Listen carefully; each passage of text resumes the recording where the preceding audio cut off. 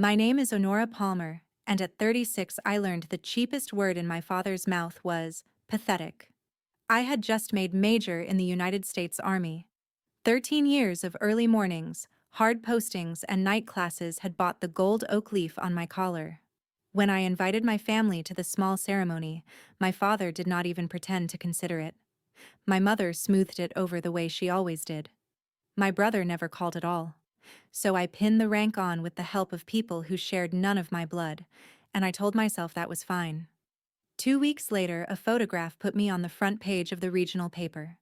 There I was at the Pentagon, flanked by two men, a careless caption called my bodyguards. That picture gave my family a sudden reason to remember my phone number. My mother called inside of a day. "We need to talk," she said. "Family meeting tomorrow." What I did before I drove out to meet them is the rest of this story. Welcome back to Calm Drama Stories, where ordinary women face impossible families and answer with steadiness instead of noise. If you have ever held a whole family together while they pretended you were not there, settle in. Drop a comment and be sure to subscribe. The ceremony was held in a conference room with bad carpet and good intentions. My battalion commander said a few words about steadiness under pressure. A handful of soldiers I trusted stood along the wall.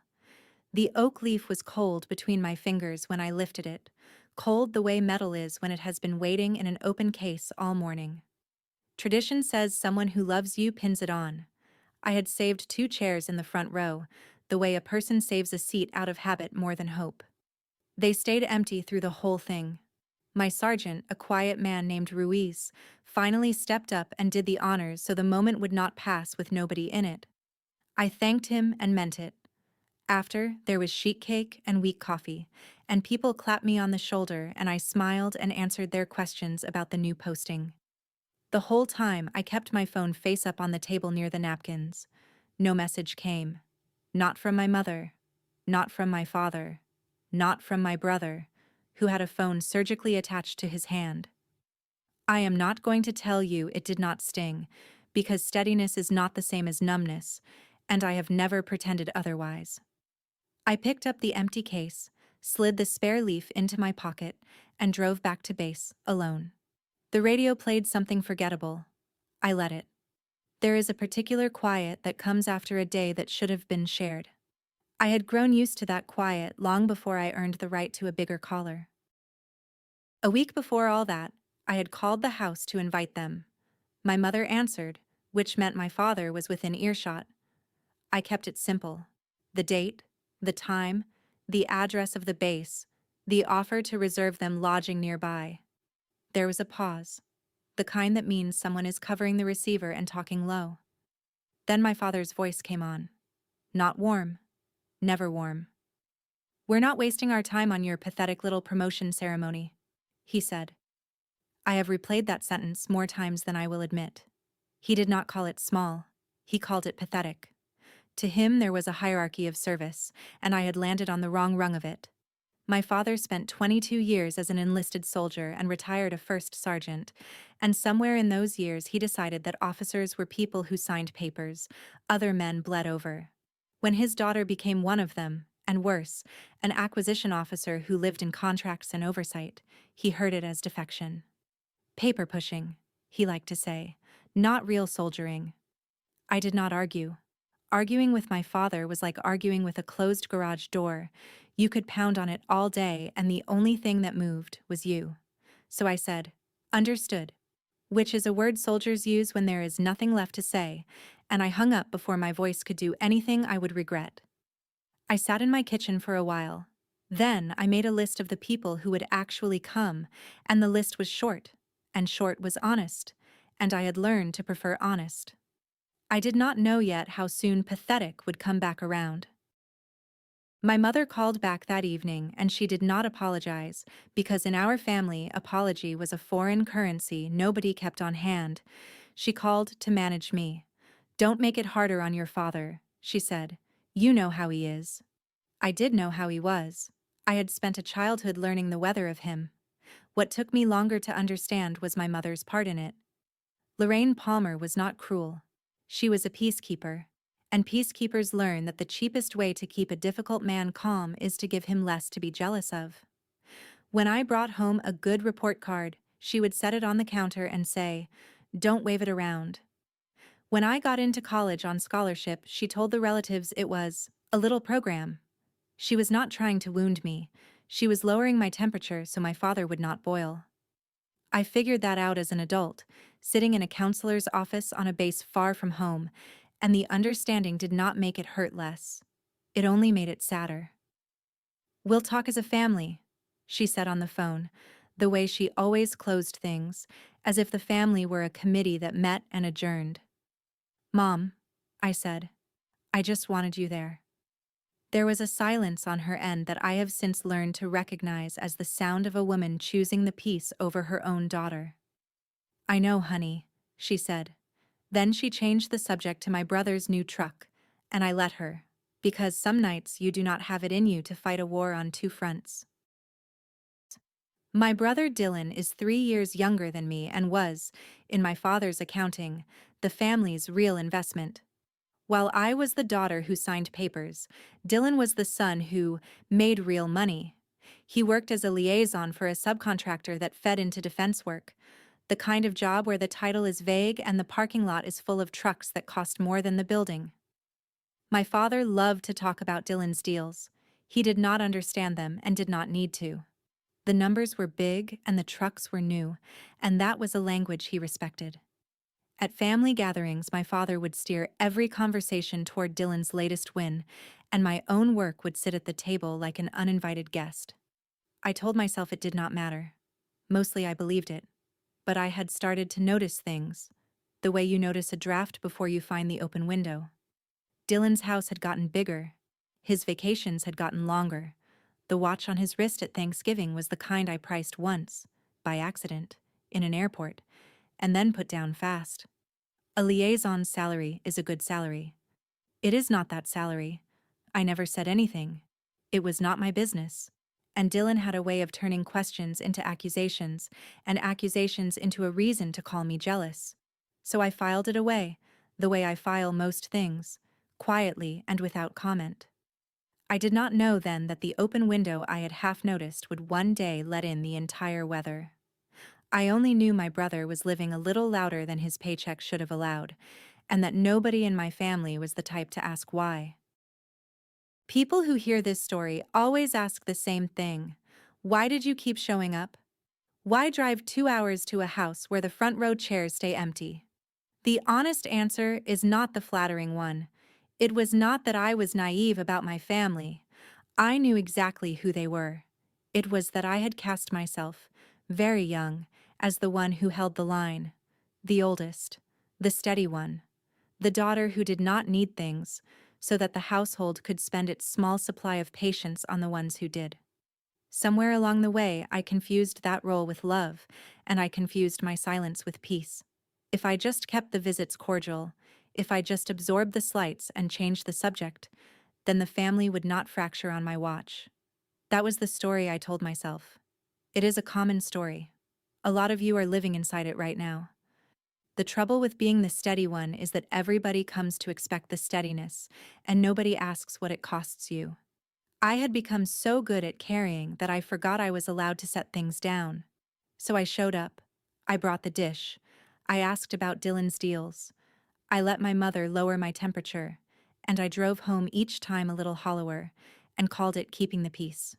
If you grew up being the steady one, the one who kept things calm so no one else had to, you already know how heavy quiet can get. Stay with me. This is the year I finally put it down. Comment steady if that is you, and subscribe so you do not miss how it turns. That autumn, my career took a turn I had not chased. I was reassigned to a small oversight cell whose work touched the integrity of defense procurement.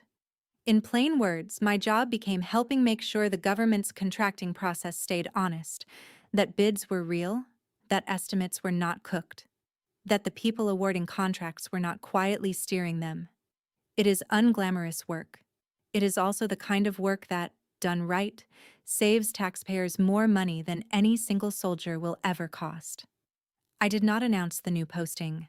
I did not post a photo or send a group text. My father would have found a way to call oversight paper pushing with a clipboard, and I was not in the mood to hand him the opening, so I moved my few belongings, learned the new faces, and got to work. The cell was careful by design. We were trained on conflicts of interest until the words felt carved into us.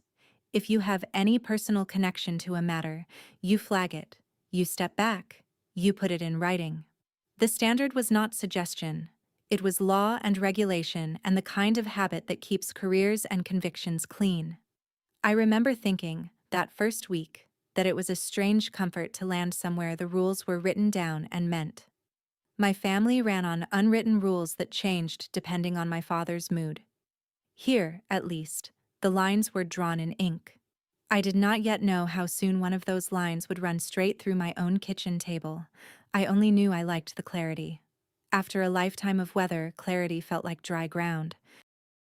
Let me tell you the thing I was actually afraid of losing, because it was not what my family thought. They believed I was hungry for their approval, that if they withheld it long enough, I would do anything to earn it back. They were wrong, and that wrongness would cost them. What I was afraid of losing was the one thing I had built entirely on my own, not the rank. Rank can be pinned on and taken off. Men with worse hearts than mine have worn bigger leaves. What I was afraid of losing was my own word. The ability to stand in a room and have my yes mean yes. I had grown up watching adults bend the truth to keep a man happy, and I had decided, somewhere around the age of 12, that I would not live that way. That decision was the spine of me. It was the part my father called cold and my mother called difficult, and my counselor, more kindly, called integrity. I did not think of it as a virtue. I thought of it as load-bearing. Take it out and the whole structure of me would come down. So when I tell you what I did later, when the pressure came, I want you to understand it was never a hard call in the way people imagine. It only looked hard from the outside. From the inside, it was the simplest thing in the world. You do not saw off the beam you are standing on. My phone buzzed on the nightstand, early, before the alarm. The screen lit up with my mother's name at 6 in the morning, a time she reserved for emergencies and bad news. My family did not call at 6 to say good morning. Something had changed. It turned out the change was a photograph. The regional paper had run a feature on the local services, and there, in the middle of the spread, was a picture from a Pentagon event I had attended for work. I was in dress uniform, mid-stride, and on either side of me walked two men in dark suits who were part of the venue's security detail for the day. The caption, written by someone in a hurry, said I was photographed with two bodyguards. It was not true, but it did not need to be true to do its work. In a small town, a photograph like that travels faster than any correction. By breakfast, half the county had seen the daughter who pushed papers standing at the Pentagon looking, to their eyes, important. Powerful even. The irony is that I was less powerful than I looked, and more constrained than anyone guessed. But my family did not see constraint. They saw leverage. They saw a daughter who suddenly mattered to the kind of people who decide things. My mother's 6 a.m. call was not to congratulate me. I knew that before I answered. People who skip your ceremony do not call at dawn to celebrate you. They call at dawn because something of theirs is on fire, and they have just remembered you own a hose. I let the phone ring twice while I sat up. Then I answered, and I made my voice flat and ready, and I said, "Mom, what's wrong?" "Nothing's wrong," my mother said, in the bright voice she used when something was very wrong. "We just think it's time the family got together. It's been too long." Too long was true. It had been months of careful distance since the ceremony I was not allowed to have. But the warmth in her voice was new, and new warmth from my mother always had a price tag I could not yet read. "It's 6 in the morning," I said. "What is this about?" "Does a mother need a reason to want her children together?" she said, and the deflection was so practiced I almost admired it. I did not let it go. I had spent the new job learning to ask the uncomfortable question early, before the room could close around it. "Mom," I said, "I love you. But you don't call me at dawn for a reunion. Tell me what's going on with Dylan." The silence that came back was the loudest thing she had said all morning. We need to talk, she finally said, the brightness gone now, replaced by something tighter. We need to talk. All of us. As a family. Come out Saturday. Your father wants you there. Your father wants you there. In 36 years, I am not sure he had ever once wanted me there. That alone told me how bad it was. I said I would come, and I meant it, though not for the reason she hoped. I hung up and sat in the gray light with a cold feeling spreading in my chest, the kind that comes when you can see the shape of a thing before anyone has named it. They needed something, and it had Dylan's fingerprints on it. The campaign started before I had even finished my coffee. My father texted me, which he did roughly never. Morning, sweetheart, it said. Sweetheart. I read it 3 times to be sure my eyes were working. My father called me by my name when he was pleased, and by nothing at all when he was not. And sweetheart was a word he saved for waitresses and women he wanted something from. I knew the smell of that text, the way you know rain coming. Then my sister-in-law Brooke joined in. She sent a photo of my nephew, 6 years old and gap-toothed, holding a drawing he had made. He's been asking when Aunt Honora is coming, she wrote. Maybe he had. Children are not props, even when the adults around them try to use them as such. But I noticed the timing, months of silence, and now, suddenly, my dawn was full of warmth from people who had skipped my biggest day. Real love does not arrive on a schedule that lines up this neatly with a need. I did not answer the texts right away. Not out of spite, out of caution. When the people who have ignored you for years all reach for you in the same 48 hours, the kind thing to assume is coincidence, and the wise thing to assume is choreography. I had spent enough of my life being kind in that exact spot to know better now. I put the phone down. I went to work. And all day, under the routine of it, a single question kept turning over in my mind like a stone in a shoe. What did they need that only the daughter at the Pentagon could give them? By the end of the week, I would have my answer. I did not have to like it. The answer found me at work before my family handed it over, and it found me in the worst possible way. I was not investigating anything to do with my brother. I want to be clear about that because it matters. But oversight work means names cross your desk, company names, contract numbers, the dull paperwork of who is buying what, from whom. And one afternoon, a name went by that I recognized. It was the prime contractor that sat above the subcontractor where Dylan worked, and Dylan's small firm did almost all of its business with that one company, a dependency he had bragged about at more than one holiday dinner. The file was not mine to open. It carried markings that told me it belonged to an active matter, the kind worked by people with badges and very specific authority. I did the only correct thing. I did not open it. I did not read past what was already in front of me. I noted the date and the fact of it, closed the folder, and felt the floor tilt a few degrees under my chair. Coincidence is a real thing, and I am not a woman who jumps at shadows. A prime contractor can have 100 subcontractors and 1,000 employees, and most of them go to work and come home and never break a law. But I thought about the bigger house, the longer vacations, the watch I had priced once and put down fast. I thought about my mother's dawn phone call and my father's sudden sweetheart, and the gap-toothed photo of my nephew deployed like a chess piece. And the cold feeling in my chest, the one that had been spreading since Tuesday, settled into something colder and more certain. I did not know the details. I would make sure I never learned them improperly. But I knew the country my family was about to ask me to walk into, and I knew it had no good roads out. So I did the thing the rules had carved into me. I called a lawyer before I called my family back. Not a civilian attorney, but a JAG officer named Captain Holloway, who handled exactly these kinds of knots. I kept it general, because I did not have specifics and did not want them improperly.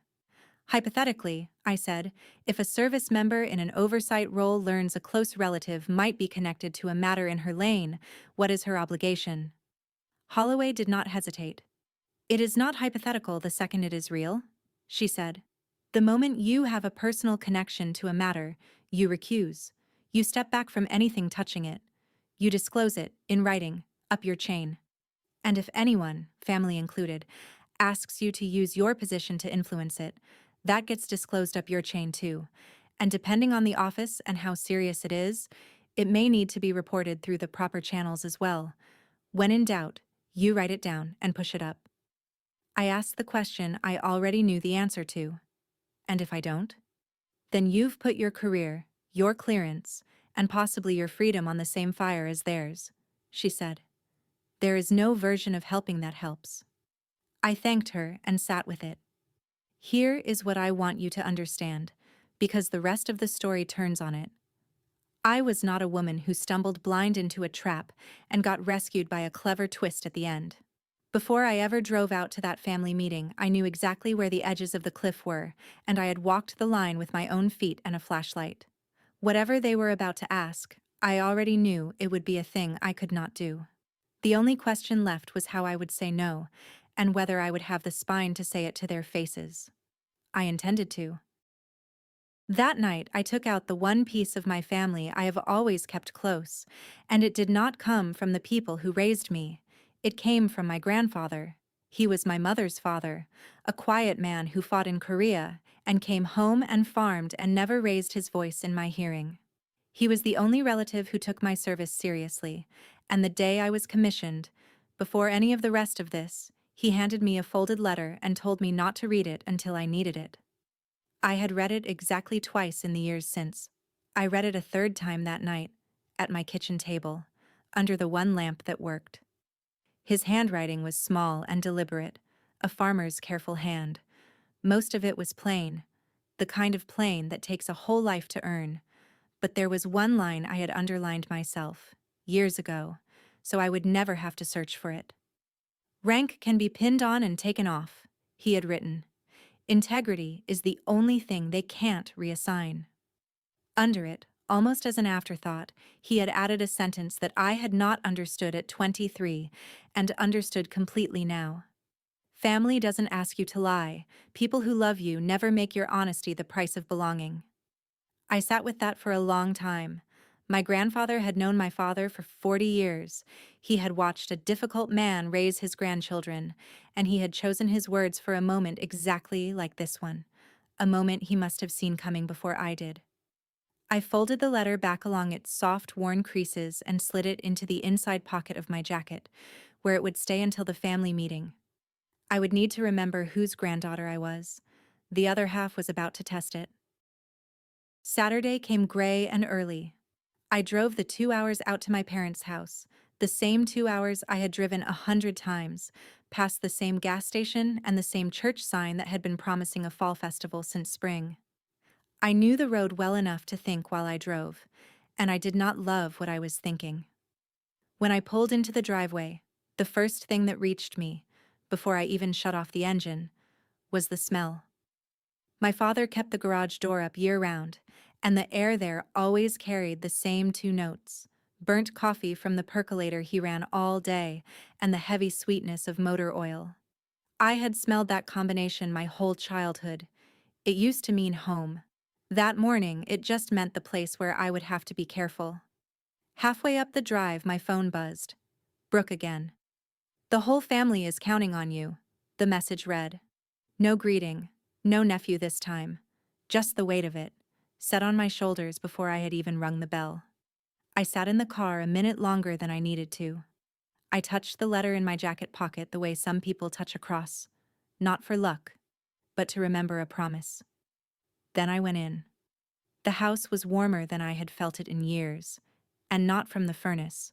My mother had made my favorite, a casserole she had not bothered with since I was a teenager. My father stood up when I came in, actually stood, and the unfamiliarity of it told me more than any words could have. You do not roll out the good behavior for a daughter you respect. You roll it out for a daughter you are about to ask for a great deal. The performance was almost good enough to be sad. My father asked about my drive. He asked about the new posting, the one he had called paper pushing for years, and he nodded along as if he had always found it fascinating. My mother kept my plate full and my coffee hot and laughed at things that were not funny. Dylan was there, looking thinner than I remembered, with a smile that did not reach the rest of his face. Brooke sat close to him with my nephew on her lap, and the little boy, to his credit, was the only honest person in the room. He showed me his drawing and asked if my uniform had a sword. I told him no sword, just a lot of paperwork, and he lost interest immediately, which I respected. For a while we ate and talked around the thing. I let them.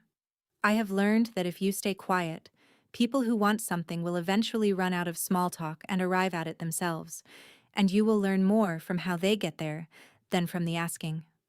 So I ate my mother's casserole and watched my family circle the point like water finding a drain.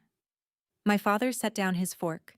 He reached over and put his hand on my shoulder, the same shoulder Sergeant Ruiz had touched when he pinned my rank, and the comparison landed in my chest like a stone.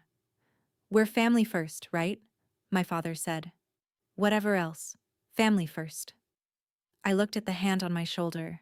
I looked at my brother, who would not meet my eyes.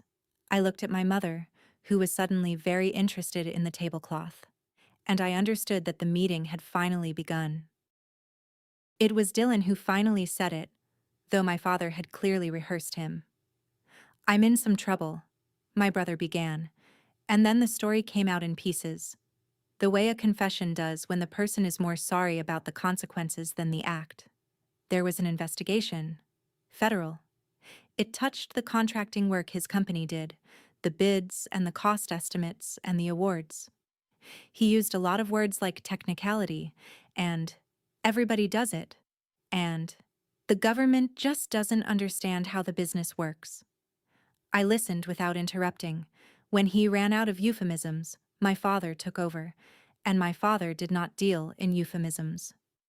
"You're at the Pentagon now," he said. "You're in that exact world. You know people. You can make a call. Slow it down. Get them to look the other way. You can fix this for your brother." And there it was.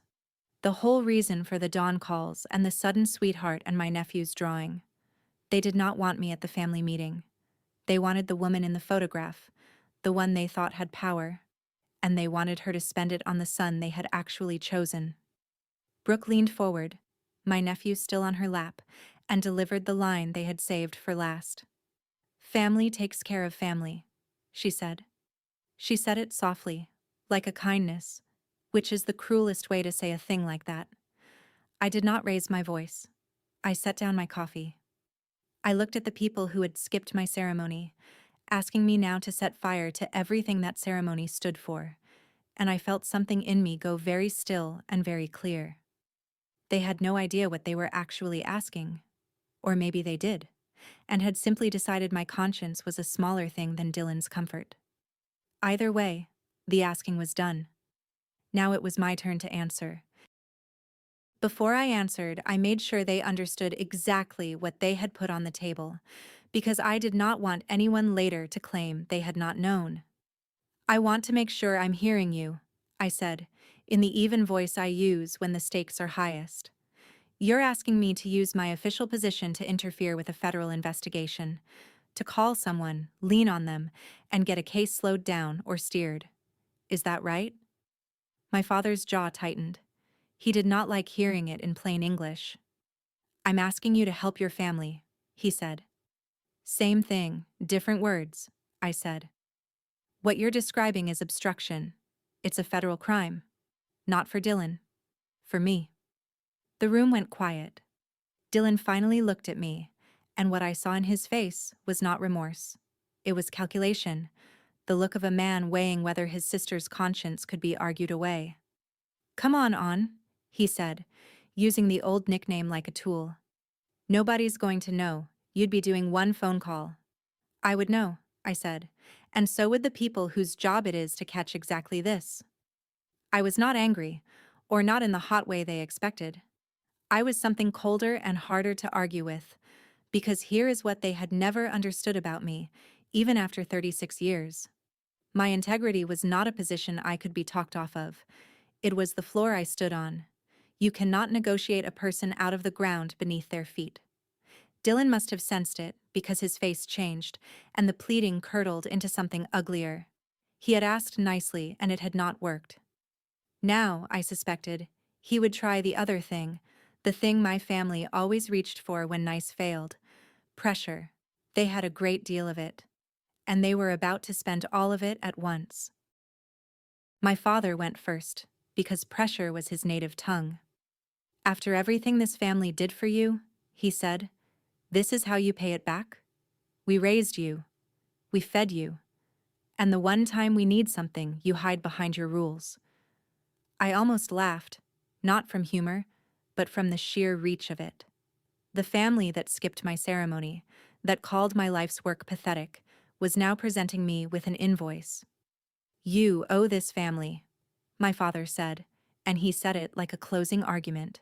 My mother, who had been silent, added her quieter weight. "We're not asking you to do anything wrong, honey," she said. "We're just asking you to help. That's what families do." That was the moment I finally saw the whole machine, all of it. The way you suddenly see a pattern in wallpaper you have stared at for years. My years of silence, of absorbing, of being the steady one who never needed anything, had not been read by my family as love. They had been read as a balance, a reserve of obligation they could draw on whenever they chose. I had spent 36 years making deposits into an account they believed they could withdraw from at will, and now they had walked up to the window with a slip that said, "Commit a felony, or you are not family." I did not slam the table. I did not cry. I asked for one night.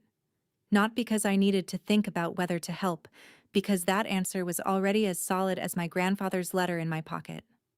I asked for one night because I knew exactly what I had to do, and I needed to do it correctly, through the right doors, in the right order, before I ever said the word no out loud to their faces.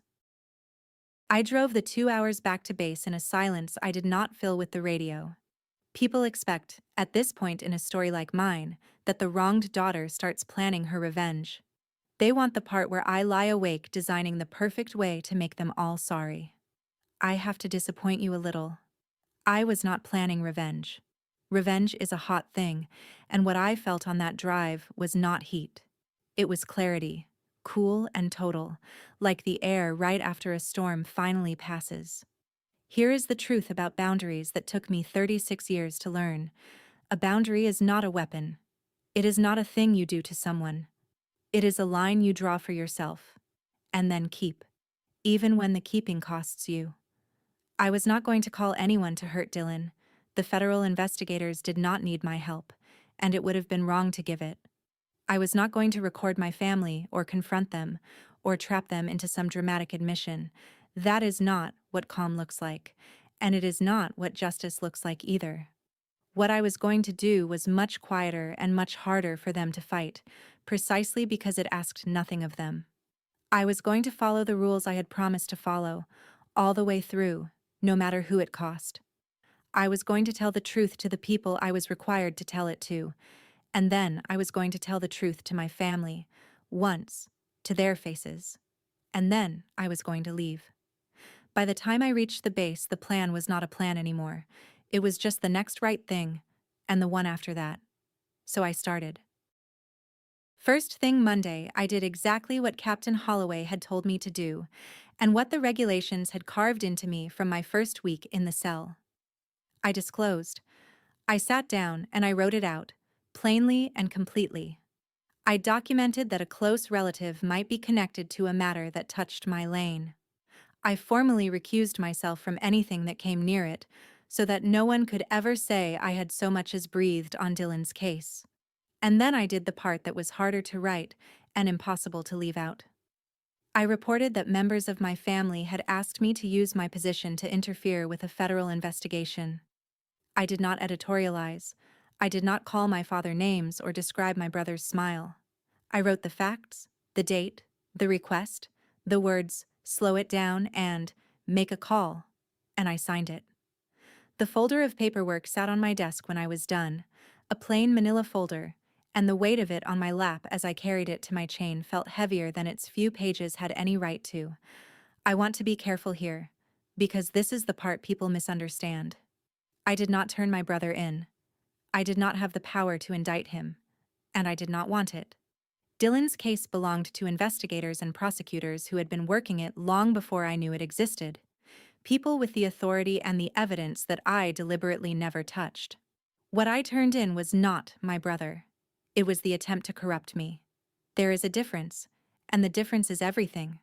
By disclosing and recusing, I took myself off the board entirely. I made it so that nothing my family did could pull me down with them. It was the most loving thing I could do, though none of them would ever see it that way. It was also the safest. Sometimes, those are the same act. For a few days, the strangest thing happened. My family thought I had said yes. I had asked for a night to think, and to them, a night to think meant a night to come around.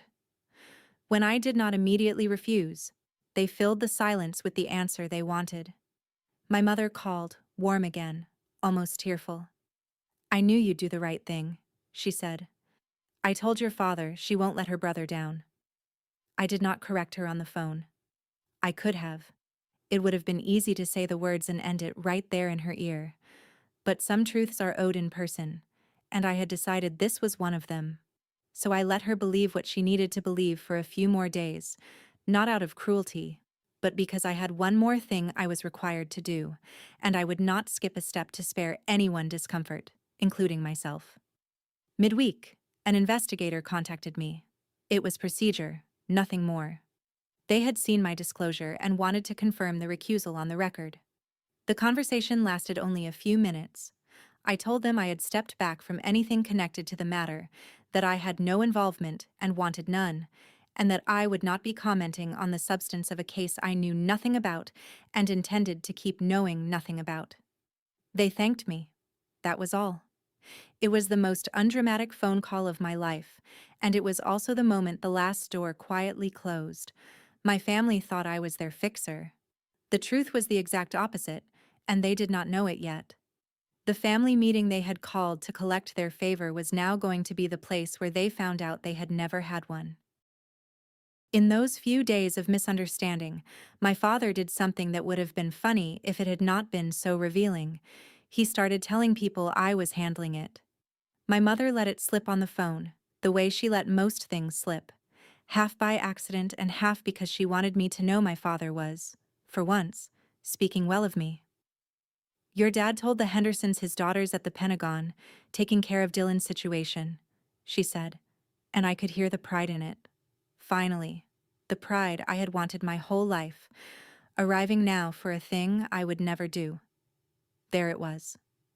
My father had spent decades refusing to be proud of me for my actual work, and the first time he bragged about me to the neighbors, it was for a crime I had no intention of committing. I felt no temptation to set him straight by phone. The misunderstanding would correct itself soon enough, in person, in the only room where it would mean anything. Then my mother delivered the line, the one I had heard my whole life, the one that used to make me sit up straight and rearrange my schedule. "We need to talk," she said. "Family meeting tomorrow. Your father wants to thank you properly." Family meeting tomorrow. Once those words had carried the whole weight of the household, a summons I would have crossed a state to answer.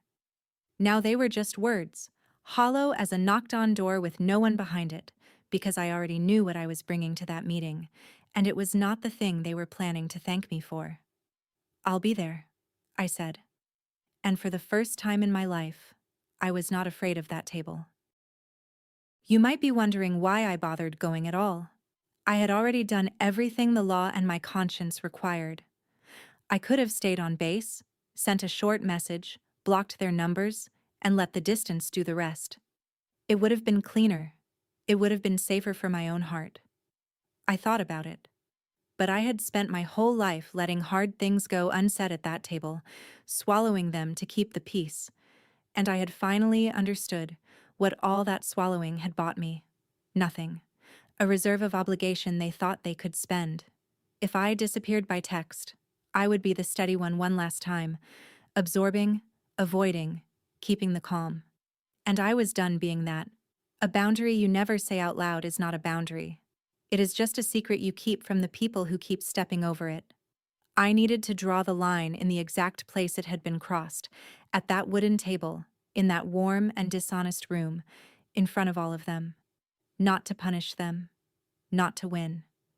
to finish, in my own voice, a sentence my family had been interrupting for 36 years. I took my grandfather's letter out of the drawer and put it back in my jacket pocket. I did not need to read it again. I knew the line by heart now. Integrity is the only thing they can't reassign. I was not going to that meeting to fight. I was going to that meeting to keep a promise I had made to a quiet man in a folded letter, and to a quieter version of myself who had waited a very long time to be heard. I drove out that Saturday in civilian clothes. That was a decision, not an accident. I could have worn the uniform with the new oak leaf. Could have walked into that house wearing the rank they suddenly found impressive. I did not. I was not going there to win an argument about whose service counted. I was not going there to be the major. I was going as the daughter, on level ground, which was the one place my father had never been willing to meet me. So I wore jeans and a plain coat, and in the inside pocket of that coat sat a folded letter and the kind of calm that does not come from confidence so much as from being finally, completely sure of yourself. On the passenger seat beside me lay a plain, manila folder. It did not contain anything secret. It held copies of the disclosure and recusal I had filed, the paperwork that proved I had already stepped fully out of Dylan's reach and my family's reach in the same motion. I did not bring it to threaten anyone. I brought it because I had learned that families like mine argue with the truth right up until they are looking at it on paper. I wanted there to be no more room for just one phone call. I wanted the door to be visibly, permanently shut. I pulled into the driveway. The garage was open, coffee and motor oil in the cold air, the smell of a childhood I was about to close behind me. I picked up the folder. I went in. They were all there, arranged like a welcome and waiting like a verdict. My father at the head of the table, expansive, almost jovial, a man who believed he had already won. My mother hovering with the coffee pot. Dylan in a clean shirt, looking better than he had the week before, buoyed by the belief that his big sister was about to make his problem disappear. Brooke beside him with my nephew, and the little boy had been dressed up, I noticed. The way you dress a child when you want the adults to remember he is watching. My father started before I had even sat down. "There she is," he said, warm as I had ever heard him. "The fixer. Sit. Sit. Your mother made coffee." I sat. I set the plain manila folder on the table in front of me, squared it with the edge, and folded my hands on top of it. Every eye in the room went to that folder, because a folder, in a moment like this, looks like power. They thought it was the instrument of the favor. They thought I had brought the means of making their problem go away. My father leaned back, satisfied, ready to receive the gift of his daughter's compliance. "Now," he said, "tell us what you can do for your brother." The clock on the wall ticked. The coffee steamed. My nephew swung his small feet under the table, and I took a breath. The slow kind. The kind you take before you say the truest thing you have ever said to people who do not want to hear it. They had called this meeting to collect. I had come to close the account. The difference between those two purposes was about to fill the room. "I can't do anything for Dylan," I said. "And I need you to hear why, because I'm only going to say it once." The warmth drained from my father's face by degrees, like water leaving a sink. I kept my voice level and went on. "The day after I left here, I did what the law required me to do. I disclosed that a relative of mine might be connected to a matter near my work. I formally recused myself, which means I've stepped completely away from anything that touches Dylan's case. I will never see it, never touch it, never know a single fact about it that I'm not supposed to." I rested my hand flat on the folder. "And I reported that this family asked me to interfere with a federal investigation. I wrote down what was said in this house, not to hurt anyone, because I'm required to, and because I won't lie, not even by silence." That was the surprise they had not seen coming. There was no phone call to make, no door left to open, no favor I was negotiating the price of. I had already shut every door days ago, through the proper channels before I ever drove out. The fixer they had invited to dinner did not exist and never had. An investigation isn't a verdict, I said, gentler now, because the next part was true, and they needed it to be true. If Dylan did nothing wrong, the process will show that. That's what the process is for. But if he did, no call from me changes it. It only ends my career in the same fire as his, and I'm not getting in that fire. Not for a favor. Not even for family. I slid the folder an inch toward the center of the table, the copies inside it plain and undramatic and absolutely final. That's already done, I said. It can't be undone, so there's nothing to decide. I just wanted to tell you in person. Then I stopped talking, and I let the silence do the rest. The room came apart, and I stayed in one piece, and that was the whole story of my life compressed into 90 seconds. My father stood so fast his chair scraped back and hit the wall. You did what? His voice climbed to a place I had heard maybe twice in 36 years. You wrote us down? Your own family? You little... After everything. He called me a traitor. He called me cold. He said I had always thought I was better than them, and for once I did not argue, because a small, tired part of me thought that maybe wanting to keep my word did make me different, and I had stopped being ashamed of it. Dylan went pale, and then loud. You ruined me, he said. You understand that? You just handed them everything. I had not, of course. I had touched nothing of his case, but a drowning man blames the shore.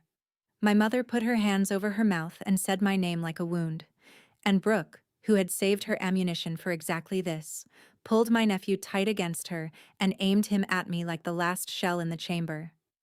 Is this what you want? She said, her voice breaking on cue. You want him to grow up without a father? You could stop this, and you're choosing not to. Look at him. Look at him and tell him. I looked at him.